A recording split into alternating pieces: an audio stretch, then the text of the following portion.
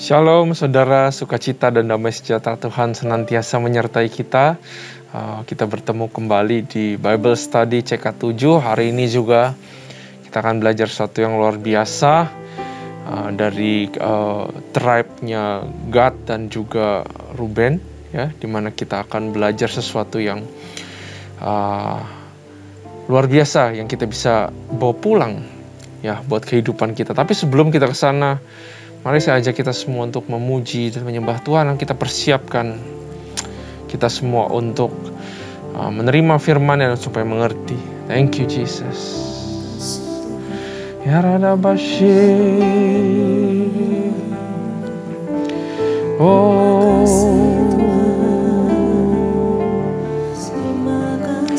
Ya Rada Bashir.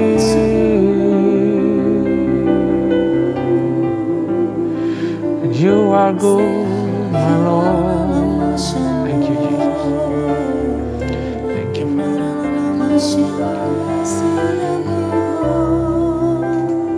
Oh.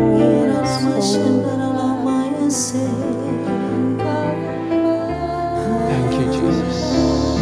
Thank you, Father.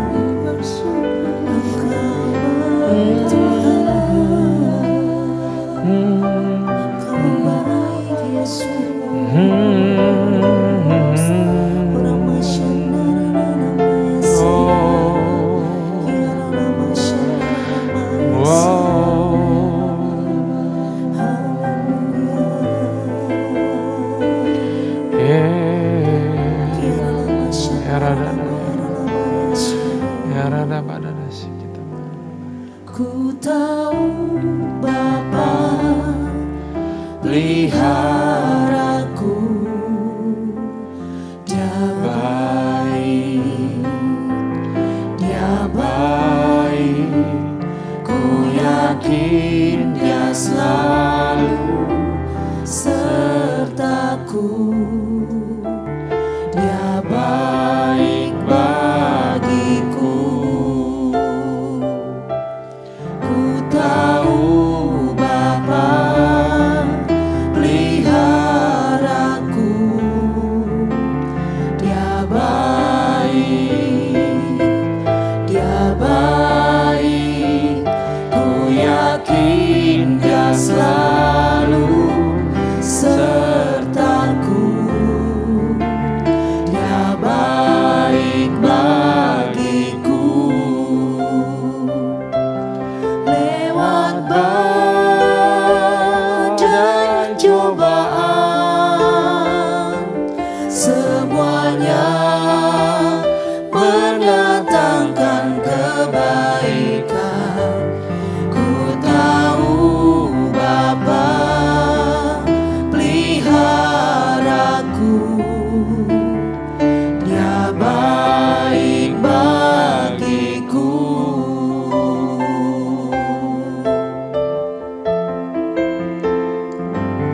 Ku tahu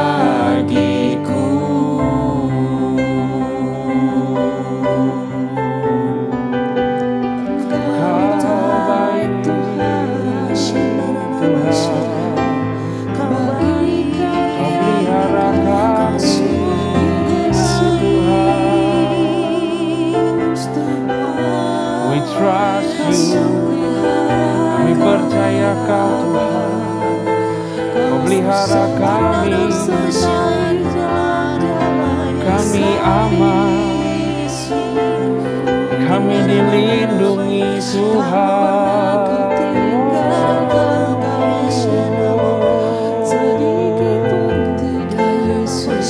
Ya rara bayara bashi, berala ya rara bashi, pelihara kami Tuhan. Oh ya rara bashi, thank you Lord, thank you Lord, oh thank you Lord, thank you Lord, oh thank you Lord. Terima kasih Tuhan, terima kasih Tuhan. Aku percaya Yes. rancanganmu indah, Bapakku percaya Kau turut bekerja dalam segala hal, mendatangkan kebaikan bagiku. Bapakku percaya rancanganmu indah, Bapakku percaya Kau turut bekerja dalam segala hal, mendatangkan kebaikan bagiku.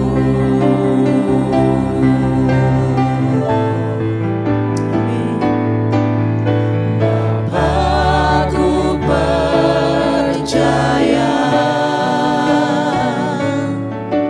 rancanganmu indah,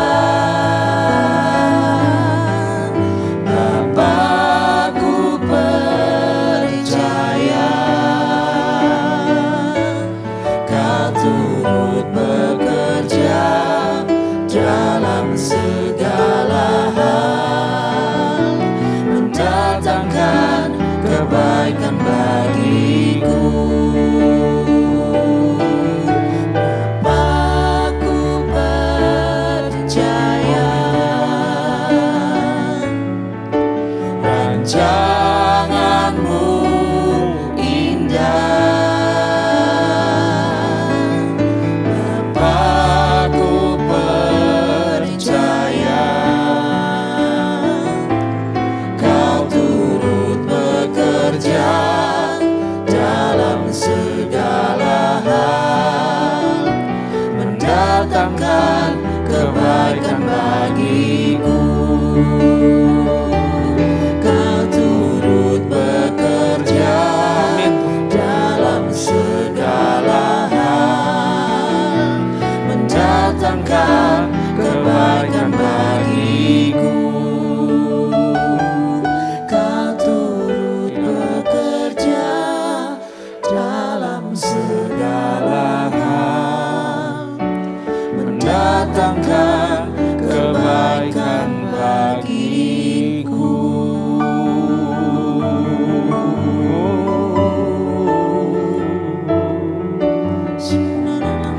Ya rara bashi, ya rara bayara bashi. Oh, we trust you Lord, we trust you Lord.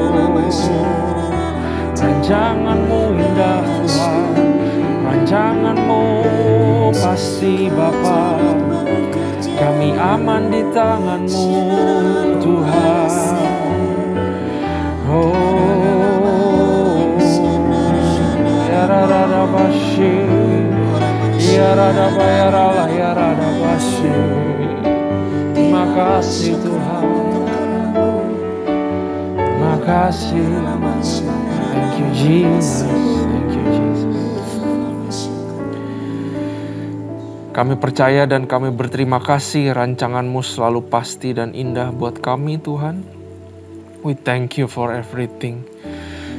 Kami terima kasih Kau setia sama kami. Kau selalu menolong kami. Kau selalu pelihara kami. Dan rancangan-Mu selalu ada buat kami. Yaitu rancangan damai sejahtera dan bukan rancangan kecelakaan. Rancangan yang menaikkan kami dan bukan menurunkan kami. Rancangan yang melindungi kami dan mendewasakan kami. Thank you Jesus. Thank you Father. Kami mau belajar firman-Mu. Di Bilangan pasal 32. Di mana kami percaya kami akan banyak belajar sesuatu yang luar biasa pada hari ini. Berkati lidah bibir hamba-Mu. Supaya katakan hal-hal yang berasal hanya daripada-Mu. Jauh melebihi daripada yang hamba sudah persiapkan. Kami siap untuk belajar, berkati kami semua. Hanya di dalam nama Tuhan Yesus, kami siap. Haleluya. Amin. Salam sukacita sekali lagi saudara dan juga damai sejahtera buat kita semua. Mari kita siapkan Alkitab kita seperti biasa. Dan kita buka Bilangan pasal 32. Jadi ini sudah perjalanan harusnya sudah berlanjut lagi setelah upeti dibagi-bagi, setelah mereka mengalahkan dan conquer Moab dan juga Midian. Ya, dan ini akan terjadi penyerahan daerah terhadap Bani Ruben dan Bani Gad. Ya, yang katanya ternaknya banyak, Saudara. Dan di sini Tuhan akan ngajarin banyak hal, ada tentang zona nyaman, ada tentang bagaimana Tuhan ajarin kita supaya nggak settle for less. Untuk melihat bahwa rencana dan rancangannya itu jauh lebih besar daripada kita. Jauh lebih baik daripada yang kita pikirkan yang sekarang sudah baik. Justru Tuhan menyediakan yang jauh lebih baik sebenarnya daripada yang kita pikir itu sudah baik. Ya, nah, kita akan belajar banyak. Nah, mari kita baca sama-sama. Bilangan 32. Penyerahan daerah sebelah timur Sungai Yordan. Adapun Bani Ruben dan Bani Gad ternaknya banyak. Banyak juga karena Tuhan, ya. Berapa ratus ribu itu mereka jarah dari bangsa Midian.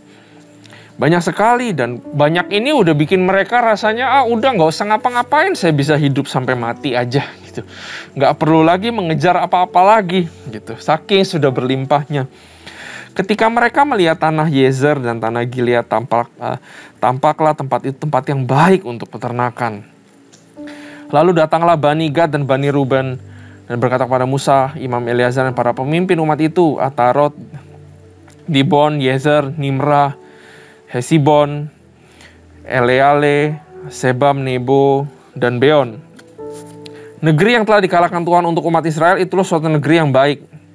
Untuk peternakan dan hamba-hambamu ini memang ada ternaknya. Ya. Lagi kata mereka, jika kami mendapat kasih-Mu, biarlah negeri ini diberikan kepada hamba-hambamu ini sebagai milik, dan janganlah kami harus pindah ke seberang Sungai Yordan. Jadi mereka rasanya nggak mau ikut perjalanan ke tanah Kanaan. Mereka lihat tempat yang ini sudah enak, udah oke, dan juga mereka sudah banyak ternak, mau ngapain lagi? Ya, bahasa zaman now-nya mereka udah mager. Mereka nggak bisa lihat apa yang Tuhan sediakan sebenarnya di depan sana. Ya, mereka menganggap apa yang mereka lihat itu sesuatu yang baik. Dan mungkin benar itu sesuatu yang baik. Karena katanya di tanah Yezer dan tanah Gilead ini, itu baik tempatnya untuk peternakan. Ya, rasanya mereka bisa settle, bisa bangun kota, dan semuanya bisa sejahtera. Ya, aku percaya their judgment is okay. Tapi jangan lupa untuk serahkan kita punya penglihatan atau plan dan dibandingkan sama yang di atas Tuhan. Masa iya Tuhan gak berikan jauh yang lebih baik ya? Perjalanan sama Tuhan itu harus perjalanan harap-harapan, saudara. Jangan rasanya, udah saya udah dikasih sama Tuhan segini ya segini. Ini bukan urusan serakah. Ya, Tapi Roh Kudus, Roh Tuhan yang ada dalam kita itu roh yang gak bisa hanya diteropongin, oh ya cuman segini doang gitu. Tapi selalu ada yang baru, selalu ada yang lebih. Tuhan bisa pakai kita lebih. Tuhan bisa berkati kita lebih apabila kalau hati kita mau berkati orang, Tuhan bisa berkati kita lebih. Kadang-kadang kita udah settle for less, udah gini aja. Sudah rasanya puas diri aja. Udah enak, udah ada segala sesuatu. Ya.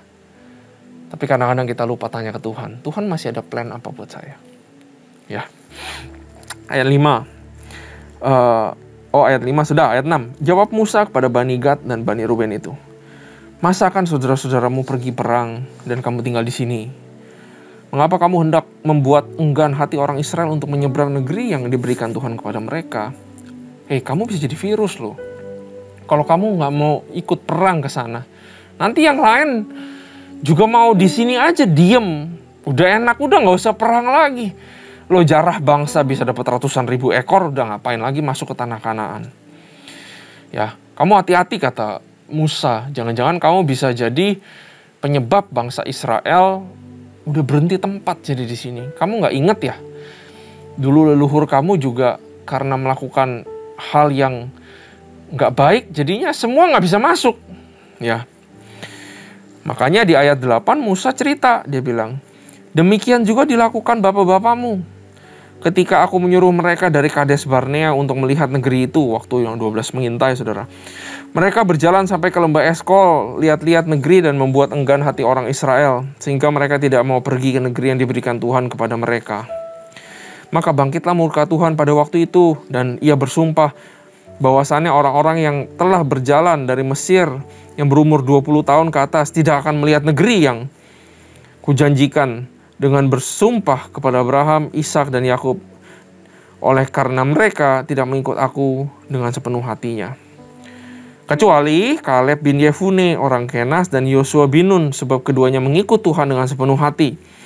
Sebab itu bangkitlah murka Tuhan kepada orang Israel, sehingga ia membuat mereka mengembara di padang gurun 40 tahun lamanya, sampai habis mati segenap angkatan yang telah berbuat jahat di mata Tuhan. Dan sekarang kamu bangkit. Kamu sekarang mau jadi bapak-bapakmu yang dulu kayak gitu ya. Bangkit ganti bapak-bapakmu, suatu kawanan orang-orang berdosa, untuk menambah lagi murka Tuhan yang menyala-nyala kepada orang Israel itu. Jika kamu berbalik membelakangi dia, maka kamu akan lebih lama lagi dibiarkannya tinggal di padang gurun. Dan kamu akan membawa kemusnahan atas seluruh bangsa ini. Jadi Musa ini pinter, saudara.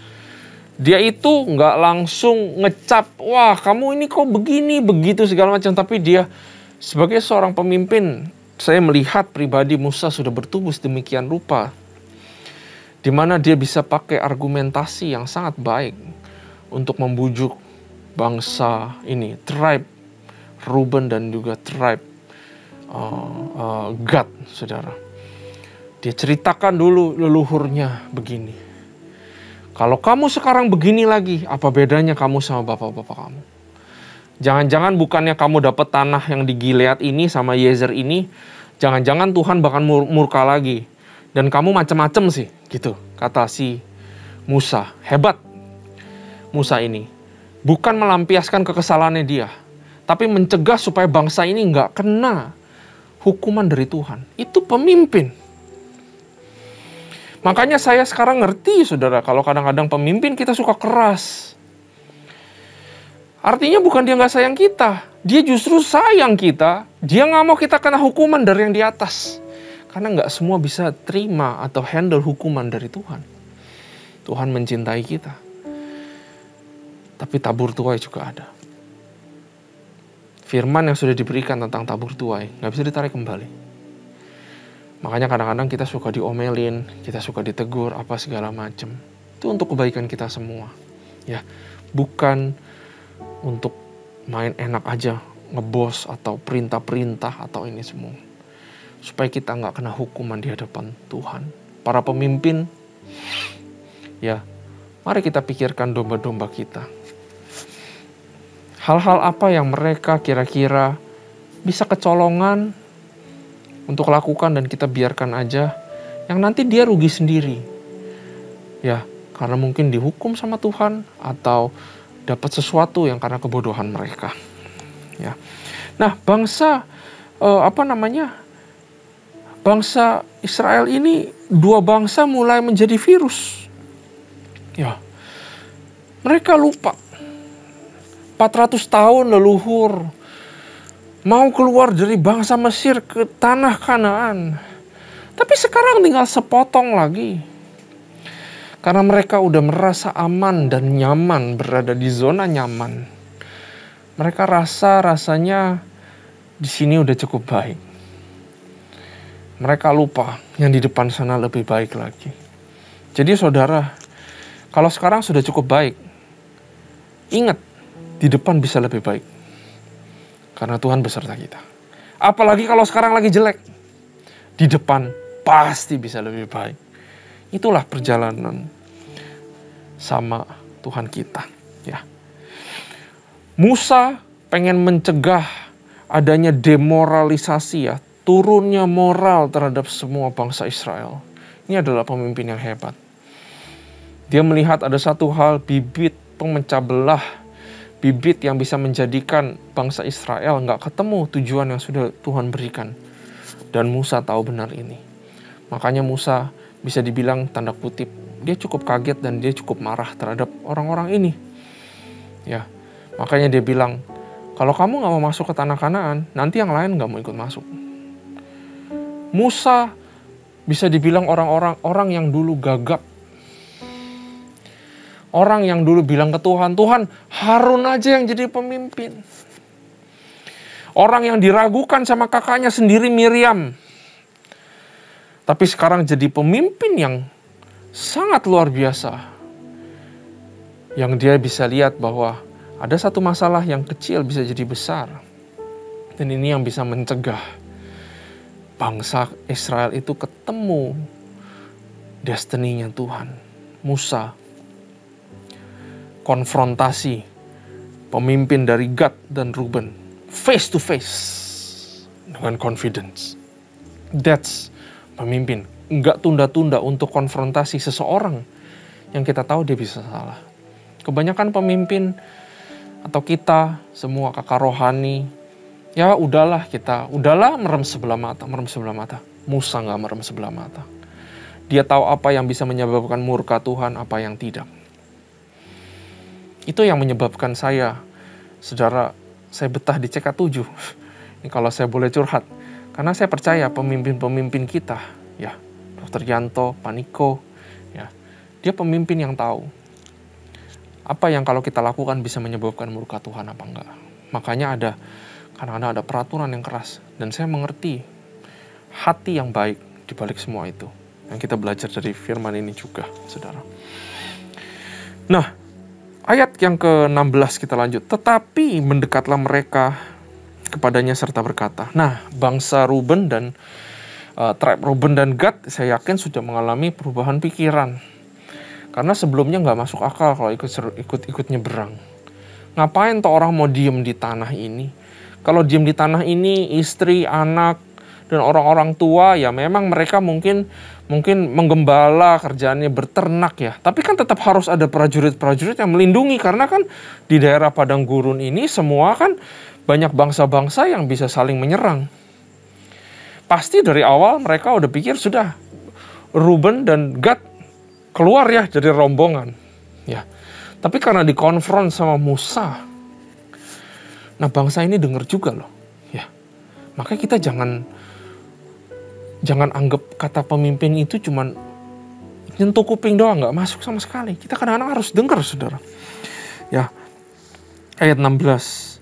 Kami hendak mendirikan kandang kambing domba di sini untuk ternak kami dan kota-kota untuk anak-anak kami. Tapi kami sendiri akan mempersenjatai diri dan dengan bersegera kami akan berjalan di depan orang Israel. Sampai kami membawa mereka ke tempatnya, sementara itu anak-anak kami akan tinggal dalam kota-kota yang berkubu oleh karena penduduk negeri ini. Kami tidak akan pulang ke rumah kami sampai setiap orang Israel memperoleh milik pusakanya. Luar biasa. Sebab kami tidak mau menerima milik pusaka di seberang sungai Yordan sana, dan seterusnya. Apabila kami mendapat milik pusaka di seberang sungai Yordan sini, di sebelah timur. Lalu berkatalah Musa kepada mereka, jika kamu hendak berbuat demikian, jika kamu hendak mempersenjatai diri untuk berperang di hadapan Tuhan, dan setiap orang dari kamu yang telah bersenjata hendak menyeberang sungai Yordan di hadapan Tuhan, sampai ia menghalau musuh-musuhnya dari hadapannya, sehingga negeri itu takluk di hadapan Tuhan. Dan jika kemudian kamu pulang, maka akan bebaslah kamu dari kewajibanmu kepada Tuhan dan kepada Israel. Dan negeri ini pun akan menjadi milikmu di hadapan Tuhan, saudara. Nah, tetapi jika kamu tidak berbuat demikian, sesungguhnya kamu berdosa kepada Tuhan, dan kamu akan mengalami bahwa dosamu itu akan menimpa kamu. Nah, saudara, jadi Musa ini, kita lanjut dulu 24 ya, tanggung. Dirikanlah kota-kota bagi anak-anakmu dan kandang-kandang bagi kambing dombamu, dan perbuatlah apa yang telah kamu ucapkan. Nah, saudara, jadi Musa mengizinkan ya bahwa bangsa dua suku ini mau mengantarkan, mau ikut berperang. Ya, tapi yang sisanya ditinggal ya, dalam melepaskan kewajiban saat mereka sudah berhasil Kanaan, dan mereka akan dapat tanah yang emang mereka minta gitu. Dan di sini juga kita lihat bahwa lewat kepemimpinannya Musa berani menagih, dan juga terlihat bahwa bangsa ini mau melakukan responsibility-nya, yaitu untuk maju berperang merebut tanah Kanaan, saudara. Nah, Musa nggak pengen dua suku ini tidak melakukan apa-apa. Mungkin Musa udah pikir, oh iya, ini bangsa udah nggak mau yang terbaik dari Tuhan. Dia mau yang terbaik buat mereka, pikir. Biasanya, saudara, kalau kita ketemu orang-orang yang begini, itu orang-orang yang udah susah ditolong. Dia pikir dia udah baik. Ya, padahal kita mungkin tahu ada yang lebih baik daripada Tuhan. Dia pikir hidupnya udah baik. Tapi kadang-kadang kita suka lihat, wah, orang ini mestinya dia lebih terlibat di dalam gereja. Mestinya dia bisa begini, dia bisa begitu. Tapi kadang-kadang ada orang yang memang sudah settle dan susah untuk diubahkan pikiran. Ya, dari cerita ini kita belajar bahwa akan kita ketemu orang-orang yang seperti ini. Akan ada manusia-manusia yang seperti ini. Dan disitulah dimana kita harus berdoa buat mereka. Supaya terjadi perubahan pikiran, paradigma. Untuk terima sesuatu dari Tuhan yang lebih baik. Untuk terima pengenalan dari Tuhan. Saya nggak perlu mengenal Tuhan. Saya nggak berbuat jahat. Saya bersedekah kok. Saya baik sama orang-orang kok. Iya, tapi kamu nggak kenal Tuhan. Tapi dia nggak bisa mengerti. Dia udah settle for that. Sama seperti Bani, Ruben, dan Gad ini. Kita harus berdoa buat mereka. Ya. Nah, saudara, Musa nggak pengen bangsa ini settle begitu aja. Bangsa ini harus melakukan sesuatu untuk purpose-nya Tuhan. Kalau mereka bisa lakukan, mereka harus melakukan. Makanya Musa izinkan ini semua. Karena kita tahu bahwa tidak berbuat apa-apa juga bisa jadi itu adalah dosa. Ya, Yakobus 4 ayat 17 berkata, jika seorang tahu bagaimana ia harus berbuat baik, tetapi ia tidak melakukannya, maka dia berdosa. Dia sudah ditetapkan sama Tuhan masuk ke tanah Kanaan, membantu seluruh bangsa Israel untuk berperang. Saat mereka tidak mau berperang, saat mereka mau berdiam diri aja, ya mereka mungkin masih menyembah Tuhan, tapi di hadapan Tuhan tidak berbuat apa-apa, apalagi tidak mengerjakan panggilannya, itu adalah dosa di hadapan Tuhan. Ini adalah tentang panggilan, saudara. Apa panggilanmu? Apa panggilanku? Semua sibuk. Saya juga sibuk, saudara. Ya, sehabis rekaman ini saya harus balik kerja lagi.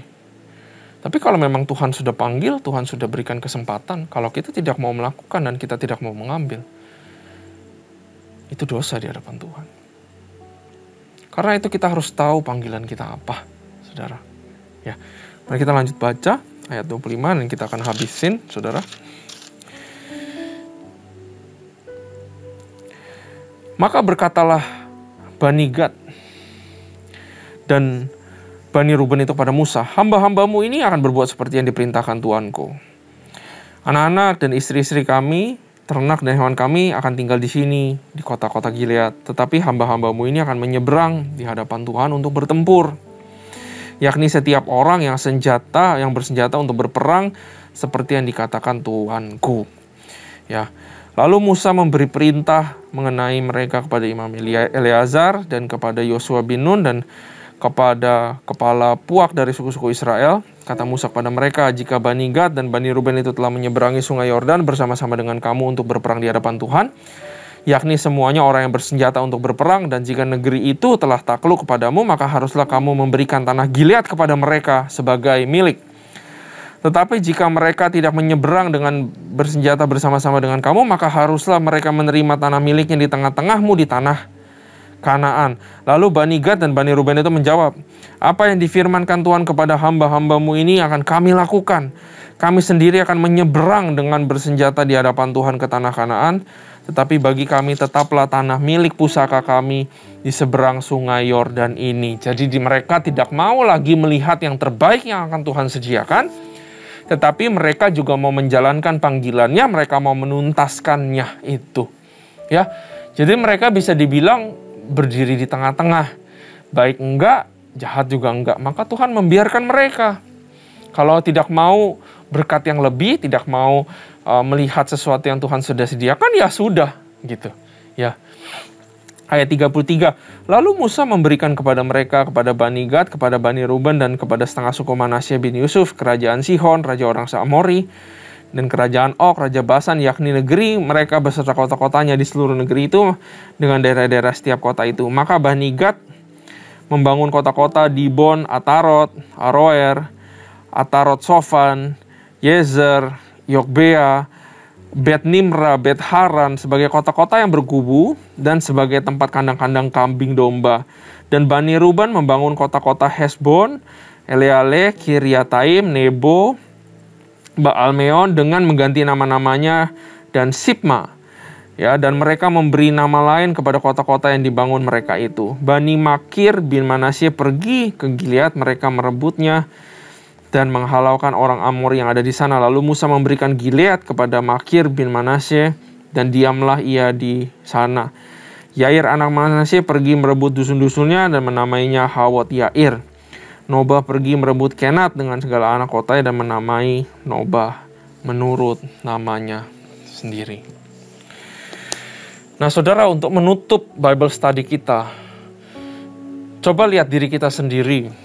Ya, apakah kita sudah puas diri dengan apa yang ada? Saya nggak ngomong tentang harta duniawi, saudara. Karena kalau harta duniawi, saya rasa nggak ada yang bisa puas. Ngomongin jabatan, kekuasaan, nggak ada yang bisa puas. Tapi mari kita lihat diri kita sendiri di hadapan Tuhan. Apakah saya worship God cuman begini? Apakah skill saya memuji Tuhan cuman begini? Apakah saya baca firman Tuhan cuman begini? Apakah pengenalan saya cuman begini? Apakah saya hanya orang Kristen yang mingguan aja ke gereja? Apakah saya sudah jadi orang yang puas diri dan sudah enak-enak duduk di dalam zona nyaman? Buat saya pribadi, apakah saya puas hanya melayani seperti ini sekarang? Apakah saya puas hanya seperti ini di hadapan Tuhan? Ini adalah satu refleksi yang luar biasa. Bahwa mengenal Tuhan, ikut Tuhan, it's unlimited.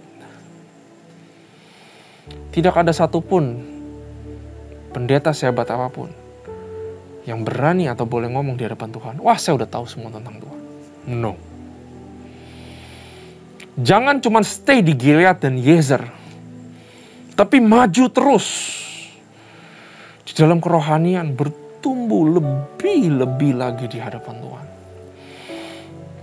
Baru dari situ kita lihat kehidupan kita yang lain. Masa anak saya cuman segini, masa finance saya cuman segini, saya tahu Tuhan murah hati. Don't settle for that. Ya, selama kita berjalan sama Tuhan, selama kita mengenal Tuhan, saya nggak pernah takut ya untuk meminta lebih daripada Tuhan di dalam hal-hal yang lain. Karena Tuhan itu adalah Tuhan yang memberikan. Don't settle for less. Don't settle for mediocrity. Jangan cuma begitu-begitu aja. Terutama ini pesan untuk para orang-orang muda. Jangan cuma begitu-begitu aja. Tapi kejar terus menjadi pribadi yang lebih hebat. Mengasah soft skill, hard skill, kerohanian, karakter kita. Setiap hari maju terus, dan juga maju terus. Kadang-kadang kita suka pikir, this is enough. Cuman segini yang Tuhan bisa beri. Tapi saya mau beritahu bahwa Tuhan kita adalah Tuhan yang tidak terbatas. Amin, saudara. Mari kita berdoa. Bapa, kami belajar luar biasa bahwa kami terus harus mengejar purpose daripadamu, Tuhan. Gak cuman begini-begini aja. Tapi biarin kami bertanya, Tuhan masih punya apa buat kami? Tuhan masih bisa pakai apa buat kami?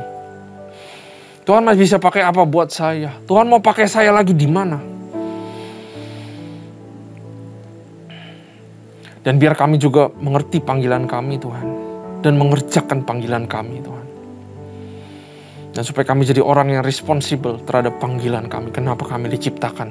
Kenapa kami dipanggil di tempat ini? Tuhan. Terima kasih Tuhan, terima kasih ya Bapa. Kami belajar banyak dari bilangan pasal 32. Semua karena hikmat, penyertaan dan berkat daripadamu. Terima kasih Tuhan, terima kasih Bapa. Kami excited untuk terus belajar firman-Mu. Hanya di dalam nama Tuhan Yesus Kristus kami telah memuji, menyembah, kami telah belajar, kami telah dikoreksi dan kami berterima kasih. Hanya di dalam nama Yesus. Haleluya. Amin. Tuhan Yesus memberkati.